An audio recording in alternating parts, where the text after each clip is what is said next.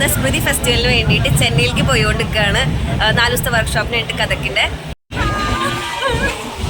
അങ്ങനെ നമ്മളെല്ലാവരും കൂടി ഫോണൊക്കെ നോക്കിയ സമയത്ത് വിൻഡോ സീറ്റിലിരിക്കുന്ന ആ അങ്കിൾ വന്നിട്ട് പറഞ്ഞു നമുക്കൊരു ഗെയിം അങ്ങോട്ട് കളിച്ചാലോ എന്ന്. അങ്കിൾ എന്താ ഉദ്ദേശം നമുക്ക് ആദ്യം ഒന്നും പിടി കിട്ടിയില്ല, എന്ത് ഗെയിമാണ് പറഞ്ഞുകൊണ്ടിരിക്കുന്നുണ്ടായിരുന്നെന്ന്. അവസാനം 2-3 തവണ കളിച്ചപ്പോഴാണ് കളി മനസ്സിലായത്.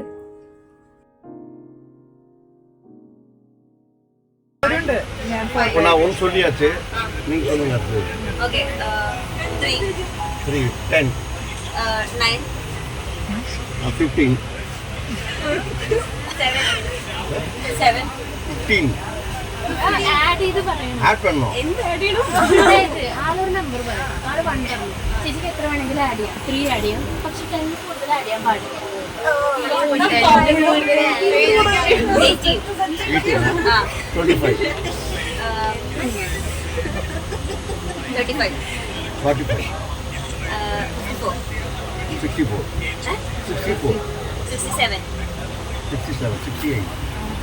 100 മേലെ 100 boundary 76 78 87 89 90 100 ഓക്കെ സ്ലൈഡ്ലി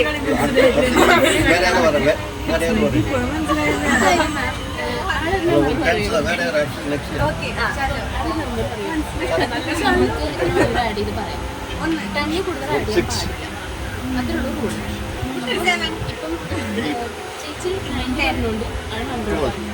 അടുത്ത ചേച്ചിക്ക് പറയാൻ പറ്റില്ല 100 ആള് ജയിച്ചു.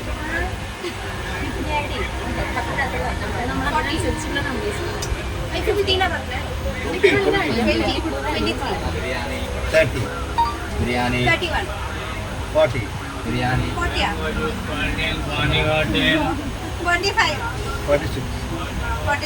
89 89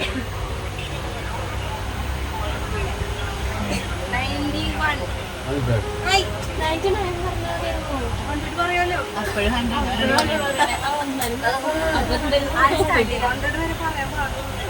ആൾക്കാർ കളിച്ചിട്ട് എല്ലാ തവണ നമ്മൾ പൊട്ടിയ അവസാനം നമുക്ക് ബോളിച്ച് നമ്മൾ ആ കളി അങ്ങോട്ട് നിർത്തി.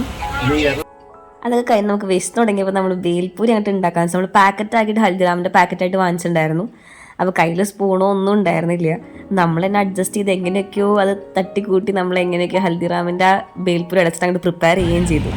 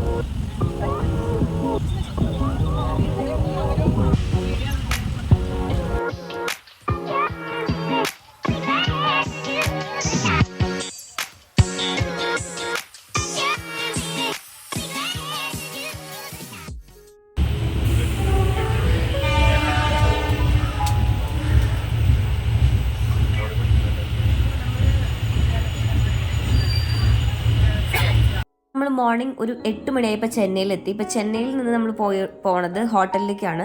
ഫസ്റ്റ് ഡേ നമുക്ക് ഹോട്ടലിലായിരുന്നു. ബാക്കിയുള്ള 3 ദിവസം ഒരു മാമിൻ്റെ വീട്ടിലാണ് സ്റ്റേ. അപ്പോൾ ഇവിടുന്ന് നമുക്ക് ഊബർ വിളിച്ചിട്ടാണ് നമ്മൾ പോയത്. അത്യാവശ്യം ഒരു ദൂരമുണ്ട്. അപ്പോൾ കലാക്ഷേത്രയ്ക്ക് തൊട്ടടുത്താണ് ഈ പറഞ്ഞ ഹോട്ടൽ. ഇവിടുന്ന് ഒരു 10 കിലോമീറ്റേഴ്സിൻ്റെ അടുത്തുണ്ടായിരുന്നു.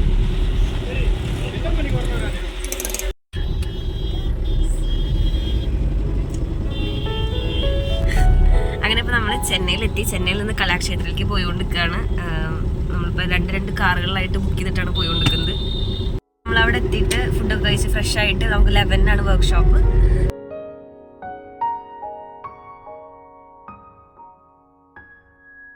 അങ്ങനെ നമ്മളിപ്പോൾ റൂമിലൊക്കെ എത്തിയിരിക്കുകയാണ്. നമുക്ക് 2 മുറിയാണ് കിട്ടിയിട്ടുള്ളത്. കോഫിയും കൊണ്ടുവരുന്ന റോഷന. Coffee, thank you.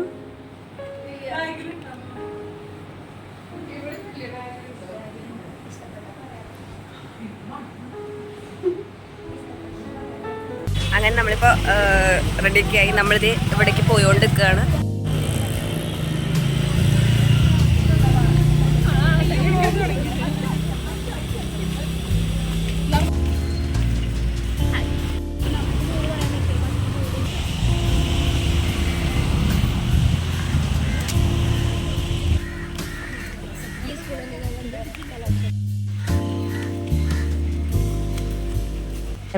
ആയപ്പോൾ വർക്ക്ഷോപ്പ് സ്റ്റാർട്ട് ചെയ്തു. അപ്പോൾ നമുക്ക് ക്ലാസ് എടുത്തിരുന്നത് ശാശ്വത് ദീദിയാണ്. കഥക്കിലെ ഏറ്റവും വലിയൊരു നർത്തകിയാണ് ശാശ്വത് ദീദി. അപ്പോൾ നമുക്ക് ആ സമയത്തൊന്നും വീഡിയോ എടുക്കാൻ പറ്റിയില്ല. അതിനുശേഷം നമുക്ക് 1 മണി വരെ ഡാൻസ് ഉണ്ടായിരുന്നു. അത് കഴിഞ്ഞിട്ട് പിന്നെ ഈവനിങ് ക്ലാസ് ആയിട്ട് ഒരു തിയറി ക്ലാസ് പോലെ ആർട്ടിസ്റ്റുകൾ വന്ന് ക്ലാസ് എടുത്തിരുന്നു കുറച്ച് നേരം.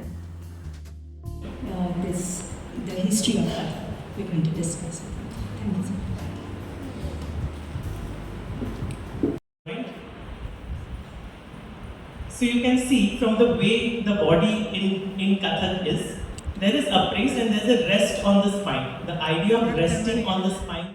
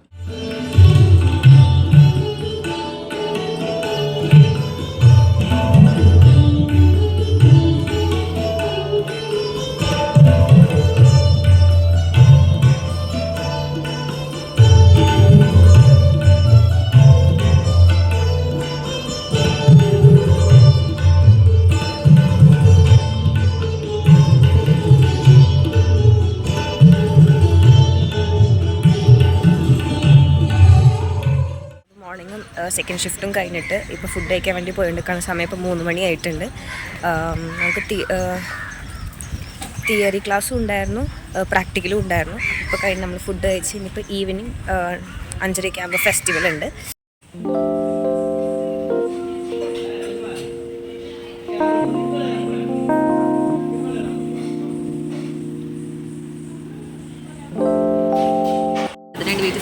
എനിക്ക് മാത്രം ഫുഡ് എത്തിയിട്ടില്ല, ബാക്കി എല്ലാവർക്കും ഫുഡ് എത്തി. ബാക്കി എല്ലാവരും മീൽസ് ആണ് പറഞ്ഞത്. ഞാൻ തൈര് സാധാരണ പറഞ്ഞത്, ഇതുവരെ എനിക്ക് എത്തിയിട്ടില്ല.